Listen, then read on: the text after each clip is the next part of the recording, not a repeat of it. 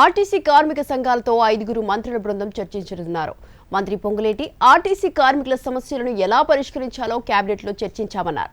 RTC కార్మికులు, ఉద్యోగులు, retired ఉద్యోగుల విషయంలో ప్రభుత్వం పాజిటివ్ గా ఉందన్నారు. నా పేరు వెంకట చంద్రశేఖర్ రెడ్డి. నాకు 300కి 300 రావడానికి గల ప్రధాన కారణం శ్రీ చైతన్యలో ఉన్న ఎక్స్పర్ట్ ఫ్యాకల్టీ, అలాగే మన conceptual teaching, doubt clarification sessions నాకు చాలా బాగా ఉపయోగపడ్డాయి.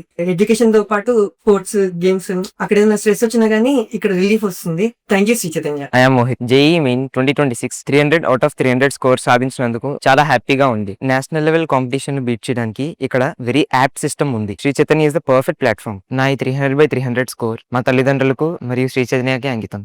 మినిస్టర్ గారు బట్టి విక్రమార్క గారి నేతృత్వంలోని ఉత్తమ్ గారు, అదే రకంగా శ్రీధరబాబు గారు, పొన్నం ప్రభాకర్ గారు, ఐదుగురితో జూపల్లి కృష్ణారావు గారు, 5గురితో ఈ రెవెన్యూ రిసోర్సెస్ కమిటీకి ఈ ఆర్టీసీకి సంబంధించిన కార్మిక సంఘాలన్నిటితో రేపటి నుంచి కూర్చొని దాన్ని షార్ట్అవుట్ చేయాలని తీర్మానం మేము డిస్కషన్ జరిగే టైంలోనే ఇది కేబినెట్లోకి రావడం జరిగింది. దానితో ఎమ్మటే కార్మిక సోదరుల పక్షాన కూడా ఈ ప్రభుత్వం 100% పాజిటివ్గా స్పందించి వారికి ఉన్న సమస్యలని ఎలా షార్ట్అవుట్ చేయాలో చేసే విధంగా ఈరోజు కేబినెట్లో ఫస్ట్ ఐటమ్ కింద దాన్ని టేక్అవుట్ చేయడం జరిగింది.